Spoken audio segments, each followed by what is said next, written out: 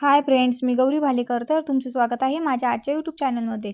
तर मी आज तुम्हाला रेडीमेड ब्लाऊज पीसवर डिझाईन आले असल्यास त्याची कटिंग कशी करायची आणि त्यावरती शिलाई पण कशी करायची ते मी आजच्या व्हिडिओमध्ये सांगणार आहे. तर तुम्ही हा व्हिडिओ शेवटपर्यंत पहा आणि आपल्या चॅनलला लाईक, शेअर, सबस्क्राईब करा. तर या ब्लाऊज पीसवर गळ्याची उंची ही 8.5 इंच आली आहे. तर आपल्याला डीप गळा तयार करायचा आहे, म्हणजेच आपल्याला 9.5-10चा गळा तयार करायचा आहे. तर त्याची कटिंग कशी करायची ते मी तुम्हाला आजच्या व्हिडिओमध्ये सांगणार आहे. तर अशा पद्धतीने ब्लाऊज पीसवर छान अशी पिकॉकची डिझाईन आलेली आहे. तर आपण अस्तरचं कापड हे व्यवस्थित असं माप घेऊन कट करून घेतलं आहे. अशा पद्धतीने आपण त्यावरती गळा हा कट करून घेणार आहोत.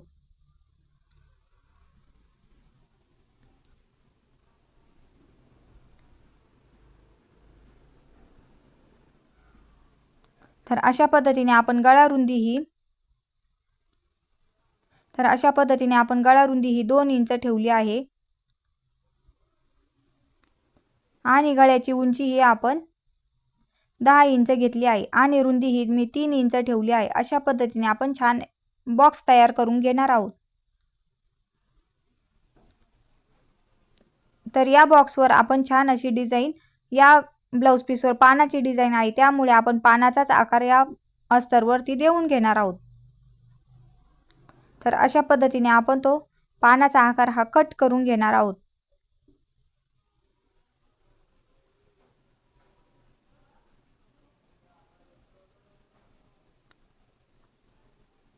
तर अशा पद्धतीने आपला हा पान गळा अस्तरवर कट करून झाला आहे.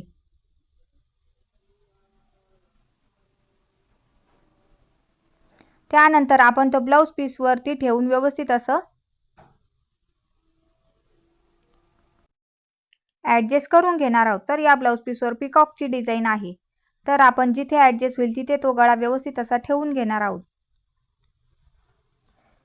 अशा पद्धतीने आपण त्या डिझाईनवर व्यवस्थित असा अस्तरचा गळा कट केलेला ठेवला आहे आणि जिथे सेंटर आहे गळ्याचा त्या सेंटरवरती आपण हा गळा व्यवस्थित असा ठेवून घेतला आहे आणि त्यावरती आपण पिना जोडून घेणार आहोत.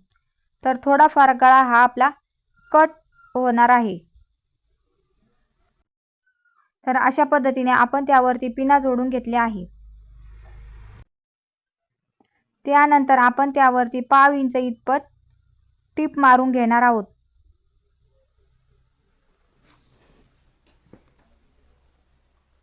अशा पद्धतीने मी पूर्ण गळ्यावर पाव इंच इतपत टीप मारून घेणार आहे आणि जिथे कोना आहे तिथे मी सुई ही खालच्या बाजूने ठेवून त्यावरती कापड फिरून परत त्या गळ्यावर व्यवस्थित अशी पाव इंच टीप मारून घेणार आहे.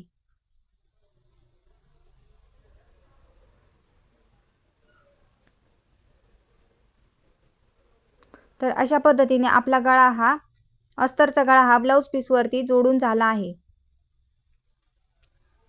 त्यानंतर आपण हे ब्लाऊज पीसचं कापड हे त्या गळ्याच्या कट करून घेणार आहोत.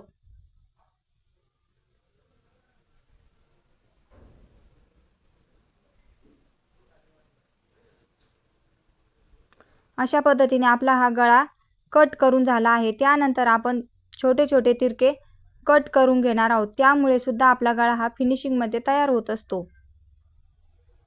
तर अशा पद्धतीने मी त्यावरती तिरके कट देऊन घेतले आहे आणि बोटाने व्यवस्थित असे प्रेस करून घेतले आहे.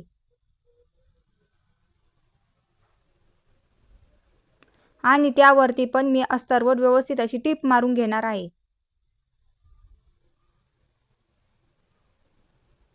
अशी टीप मारली की आपल्याला कॅनव्हास जोडायची सुद्धा गरज पडत नाही. गळा हा एकदम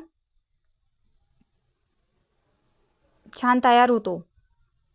तर अशा पद्धतीने आपण त्यावरती परत टीप मारून घेतली आहे आणि व्यवस्थित आपले पिकॉक पण तयार होऊन गेले आहे. तर अशा पद्धतीने आपण मागच्या बाजूने पण टक्स मारून कमरपट्टी जोडून घेतली आहे. तर त्यावरती आपण लेसची डिझाईन तयार करून घेणार आहोत. तर लेसची डिझाईन तयार करण्यासाठी मी हे मागचा पार्ट हा व्यवस्थित असा फोल्ड करून ठेवला आहे आणि त्यावरती खडून अशी डिझाईनचा आकार देऊन घेणार आहे.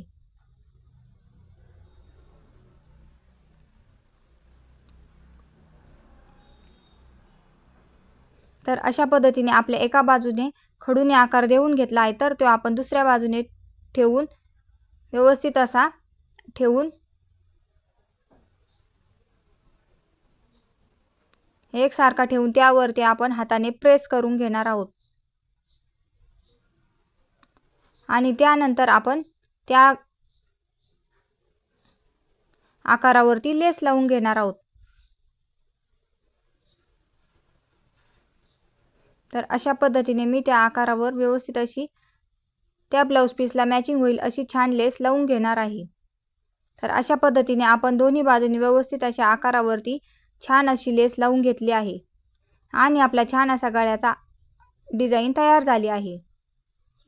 तर ही डिझाइन तुम्हाला कशी वाटली नक्की सांगा आणि आपल्या चॅनलला सबस्क्राइब करा। तर मी प्रत्येक वेळेस ज्या गळ्याची लेस आहे त्या गळ्याचा दोरा यूज करत असते।